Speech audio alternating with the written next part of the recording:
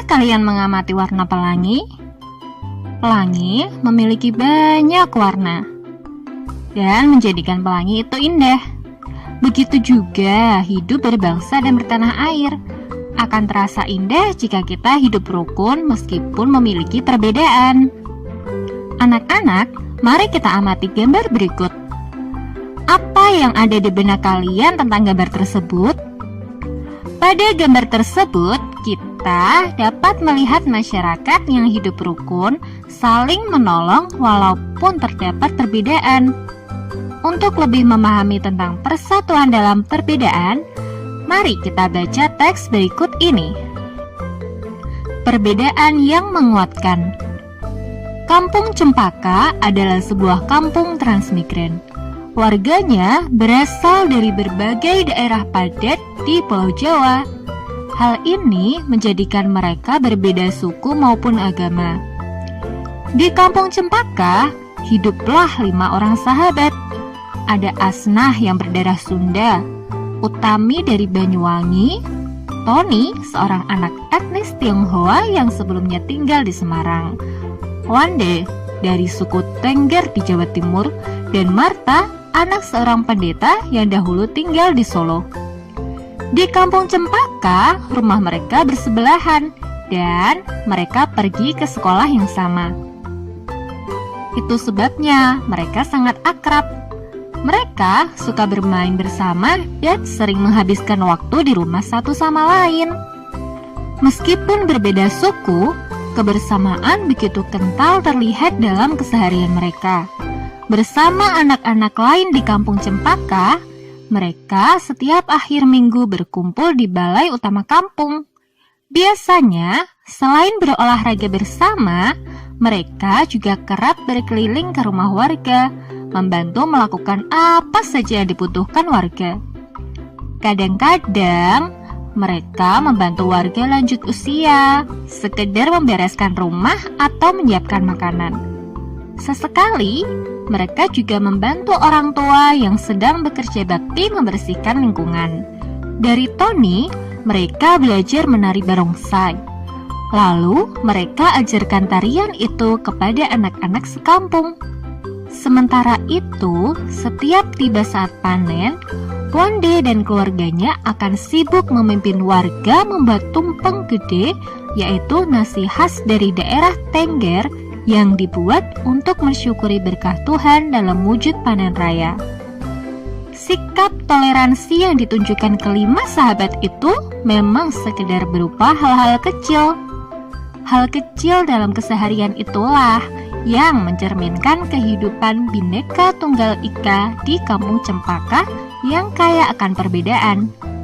Mereka hidup damai berdampingan dan tulus saling menjaga. Setelah mengamati gambar dan membaca teks tersebut, kita bisa membuat pertanyaan untuk mencari tahu tentang hidup rukun dalam perbedaan. Pertanyaan yang kita buat bisa seperti ini. Apa perbedaan yang ada pada teks tersebut? Bagaimana menyikapinya? Apa manfaat hidup rukun? Nah, sekarang ayo kita jawab bersama. Untuk pertanyaan pertama, perbedaan yang ada meliputi perbedaan daerah asal, suku, dan budaya. Jawaban pertanyaan kedua, dengan sikap toleransi, saling menolong, mengadakan perkumpulan, dan mempelajari budaya masing-masing. Jawaban pertanyaan ketiga, mereka hidup damai berdampingan dan tulus saling menjaga. Semangat persatuan bangsa Indonesia tercermin pada seni budaya lokal. Salah satunya adalah melalui tarian. Banyak tarian daerah Indonesia yang menyerukan persatuan, seperti tari lego-lego, tari adat Alor.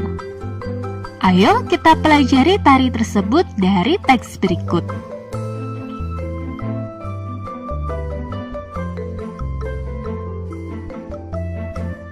Lego-lego tari adat Alor bermakna persatuan. Tarian adat adalah salah satu kekayaan budaya yang disampaikan secara turun-temurun dari nenek moyang. Tarian adat kerap memiliki pesan dan makna yang luhur. Salah satunya ada pada tari Lego-Lego dari Kabupaten Alor, Nusa Tenggara Timur. Tarian ini ditujukan untuk mengajak masyarakatnya bersatu membangun kampung dan negeri. Pada masing-masing kawasan di Kabupaten Alor terdapat gaya tari dan nyanyian yang berbeda-beda, namun formasinya tetap sama, yakni lingkaran.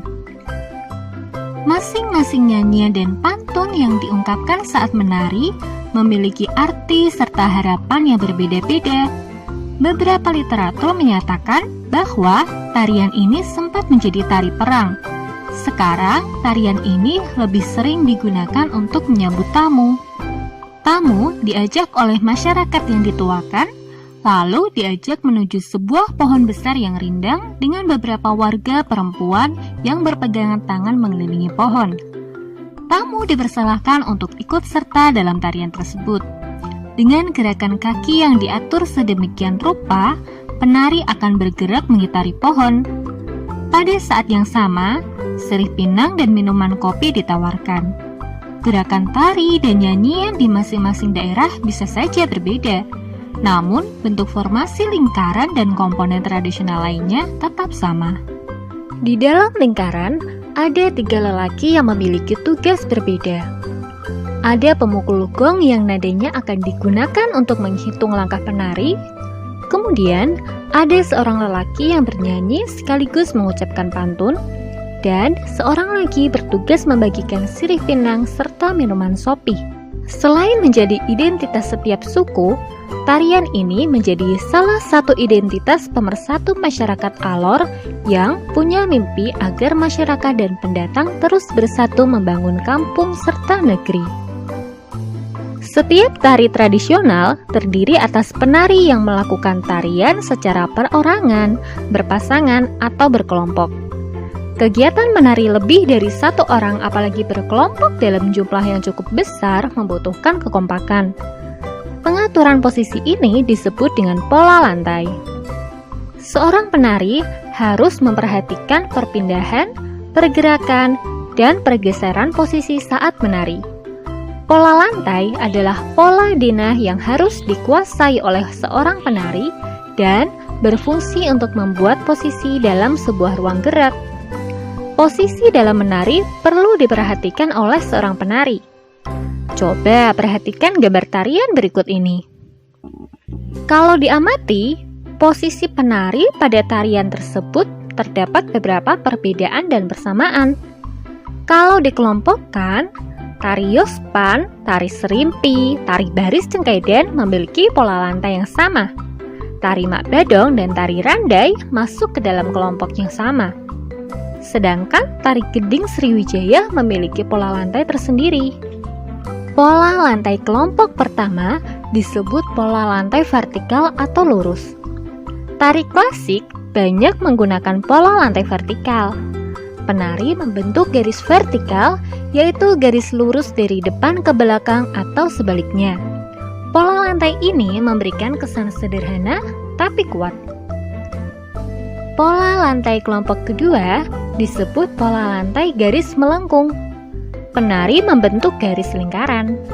Tari rakyat dan tari tradisional banyak menggunakan pola ini. Pola lantai ini memberikan kesan lemah dan lembut.